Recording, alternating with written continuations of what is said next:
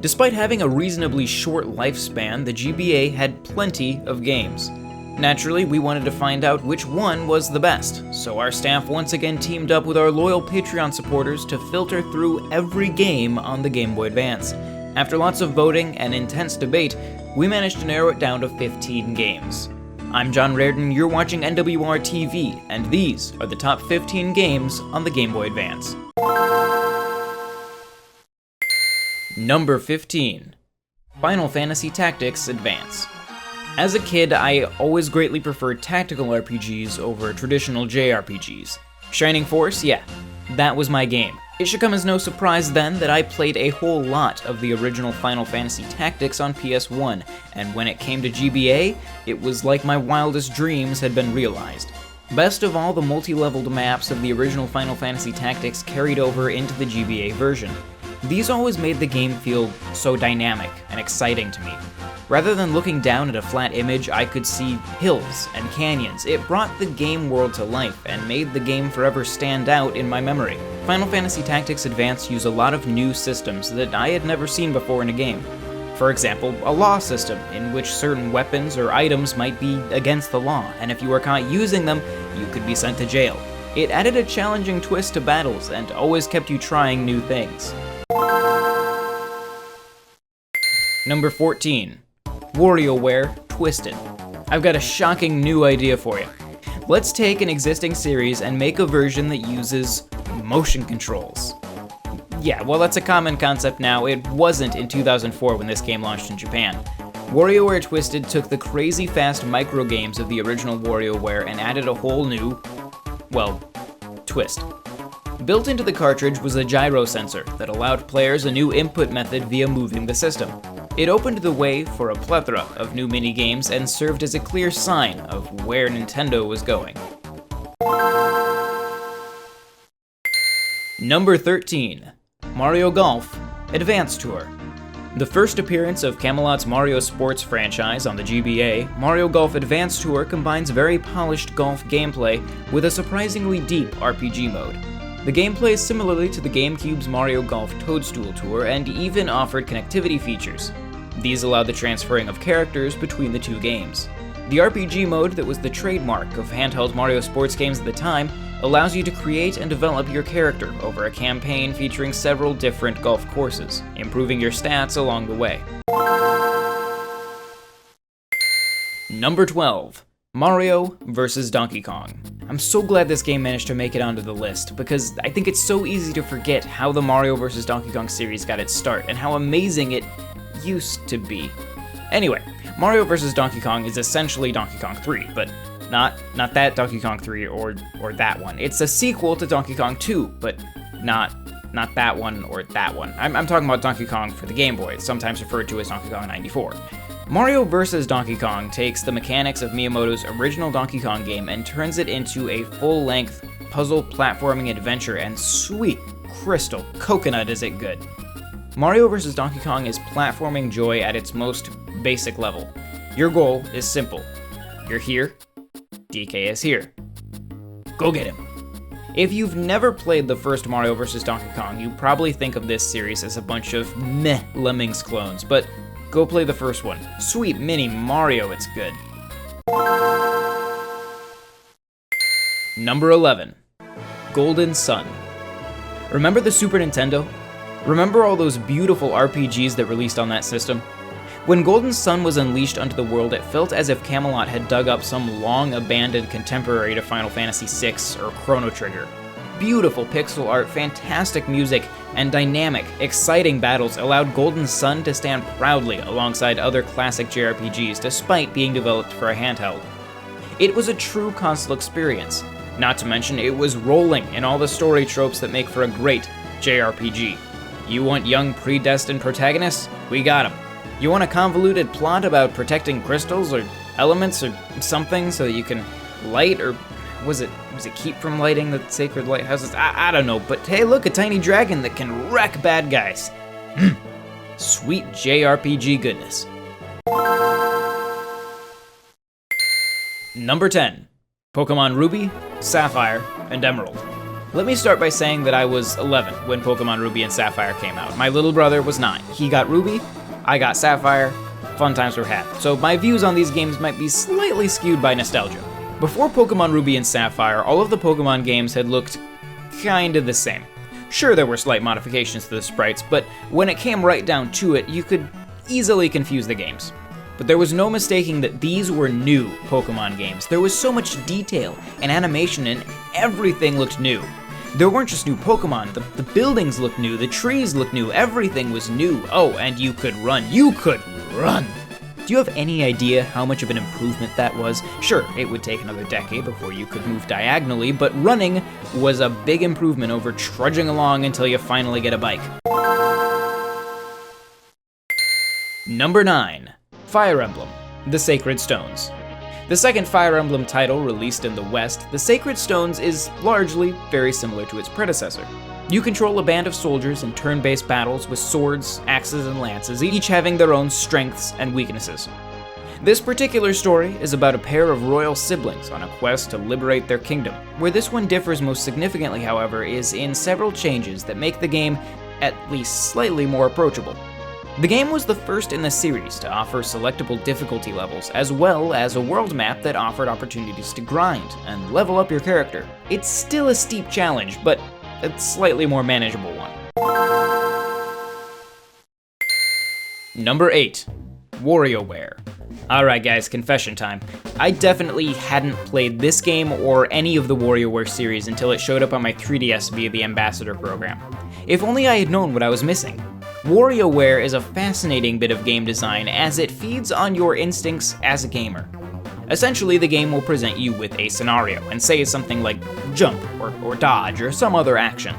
It doesn't tell you how to do these things, it just assumes that you as a gamer will instinctively know how to do it. It's interesting because a game like this could not have existed in the early days of Nintendo, as those instincts had yet to be ingrained into our subconscious. It speaks to the prevalence of gaming that a game like this can not only exist, but be a successful franchise. Number 7. Castlevania Aria of Sorrow. The third of 3 Castlevania games in the relatively short life of the Game Boy Advance, Aria of Sorrow stands above the rest. It builds its combat system around dozens of collectible souls, which each offer unique abilities, ranging from weapons to general power-ups for your character. It also features one of the best soundtracks in a franchise known for great soundtracks. It takes the best elements from previous games in the series and refines them into a game that is often considered the best Castlevania since Symphony of the Night. Number 6. Pokemon Firered and Leafgreen. Here's something to keep in mind with these games. In 2004, remasters weren't incredibly common. Super Mario All-Stars is the only example I can think of off the top of my head. The Game Boy Advance was really the first time we started to see these classic games make a return. Even then, many of these were straight ports of the NES or SNES games rather than true remasters. But Pokemon Firered and Leafgreen did away with that. Game Freak took the old black and white, or green and darker green, original Pokemon games and spruced them up in the Pokemon Sapphire and Ruby engine with all new sprites for those classic Pokemon, along with other enhancements to bring the games up to par with the current generation. These remastered versions of the first Pokemon games struck at nostalgia for many and introduced a younger generation to a whole bunch of Pokemon they may have missed. Plus, you could make your trainer female. What can I say, the gaming industry was even less inclusive back in 1996. Granted, you still had to be white, but hey, they got there eventually. Number 5. Advance Wars. While the series had existed in Japan since the release of Famicom Wars back in 1988, 2001's Advance Wars was the first time Nintendo's strategy franchise saw a Western release. Behind the colorful graphics and overly peppy writing style, the game offers a lot of depth and challenge. The core mechanics are easy to learn, with a simple turn-based battle system and a rock-paper-scissors-like system of what type of weapons beat what, but they're combined in many interesting ways over the course of its long campaign, as well as a full-featured multiplayer mode that can be played even with just one system. Number 4. The Legend of Zelda, The Minish Cap. While Nintendo was busy blowing people's minds by installing long-lasting game design concepts into the industry via their 3D Zelda games, another company was tasked with preserving the 2D origins of the legendary series. flagship was a small development company under Capcom. Their first two outings with the Zelda series, Oracle of Ages and Oracle of Seasons, released on the Game Boy Color and relied heavily on assets from Link's Awakening. But once they got rolling on Minish Cap, they wound up creating the most original, and in my opinion the best, 2D Zelda game in history. Minish Cap introduced the idea of Link being able to shrink down to the size of a bug. This resulted in some truly mind-blowing puzzles. Not to mention the pixel art, whether big or small, is absolutely gorgeous. Minish Cap felt like the true follow-up to Link to the Past, for me even more so than Link Between Worlds. It may not look as much like Link to the Past as Link Between Worlds does, but it reflects the design spirit and creativity present in Link to the Past, and in my mind surpasses it without breaking a sweat. Also, your hat can talk, so that's neat. Number 3. Metroid Fusion. Alright, let me just give you some quick context so that you can appreciate even more so how awesome Metroid Fusion is.